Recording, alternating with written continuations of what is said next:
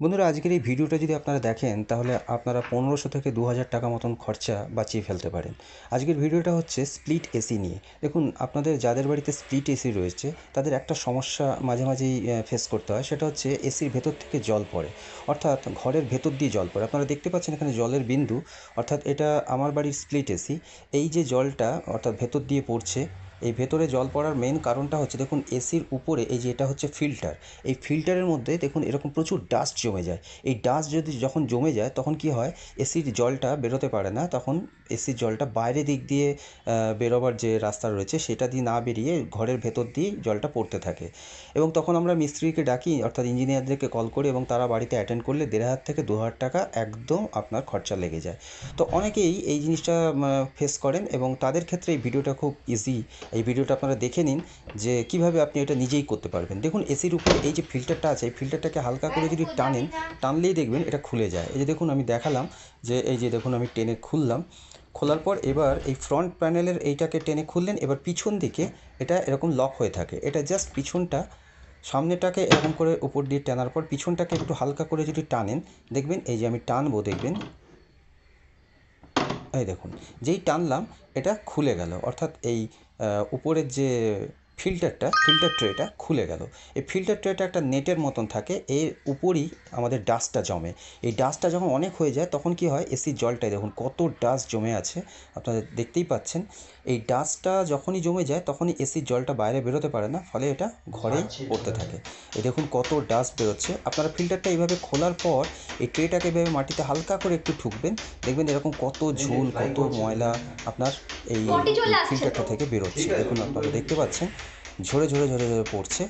আর এটাই প্রধান কারণ যে এসির স্প্লিট এসিতে যে ঘরের ভেতর দিয়ে জলটা পড়তে থাকে। আর তখনই যারা জানেন না তারা ইঞ্জিনিয়ার কল করেন, আর ইঞ্জিনিয়ার 1500 থেকে 2000 টাকা মানে একদম আপনাদের থেকে চার্জ করে নেবে। তো এটাকে প্রথমে একটু মাটিতে ঠোকার পর তারপর এরকম একটা টুথব্রাশ নিয়ে আপনারা এই জালটাকে, অর্থাৎ যে ফিল্টারটা রয়েছে এই ফিল্টারটাকে এভাবে পরিষ্কার করে দেবেন।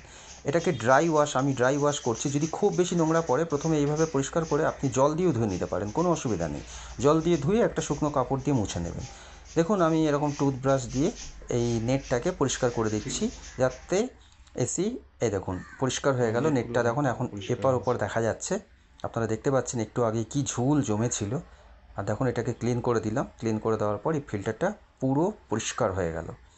এখন কি হবে, এই ফিল্টারটাকে আমি লাগাবো। সেম যেভাবে খোলা হলো সেইভাবেই আপনারা লাগাবেন। এক একটা স্প্লিট এসির ফিল্টারটা হয়তো অন্যরকমভাবে সেটিং হতে পারে, কিন্তু আগে দেখে নেবেন।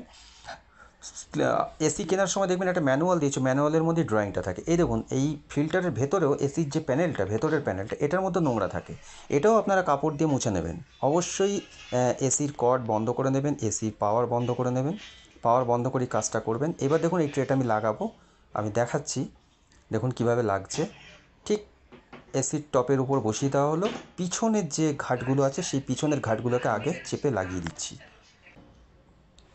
এই দেখুন পিছনের ঘাটটা আমি দেখাচ্ছি। এই দেখুন পিছনের যে ঘাটটা আঙুল দিয়ে আমি দেখাচ্ছি, এই ঘাটগুলো প্রত্যেকটা ঘাটে এরকম করে বসিয়ে দিন। বসিয়ে দিয়ে হালকা একটু প্রেস করুন, এই ঘাটগুলো লেগে যাবে। লেগে যাওয়ার পর এবার ফ্রন্টটাকে, এই যে ফ্রন্টের প্যানেলটাকে চেপে চেপে বসিয়ে দিন। দেখুন আমি চেপে চেপে বসাচ্ছি, আপনারা দেখতে পাচ্ছেন। এই যে প্রত্যেকটা একদম এপার থেকে ওপার অবধি ফ্রন্টটাকে চেপে চেপে এরকম করে বসিয়ে দিন। যেই বসিয়ে দিলেন দেখবেন এই উপরের ট্রেটা একবার হালকা করে টেনে দেখবেন যে খুলছে কি না। যখনই বসে গেল তার মানে এটা পুরো সেট হয়ে গেল। এবার হচ্ছে এসিটা চালাবো এবং আপনারা দেখবেন এসি দিয়ে জল পড়ছে কিনা। দেখুন আমি এসি চালিয়ে দিয়েছি বন্ধুরা, দেখুন 16-এ আমি এসি চালিয়ে দিয়েছি, আর দেখুন কোনো জল পড়ছে না। তো বন্ধুরা, এই ছিল ছোট্ট একটা ভিডিও। আপনারা ভিডিওটা দেখে যদি উপকৃত হন, ভিডিওটা ভালো লাগলে অবশ্যই লাইক করুন, শেয়ার করুন, আর চ্যানেলে যদি আপনারা নতুন হন অবশ্যই চ্যানেলটা সাবস্ক্রাইব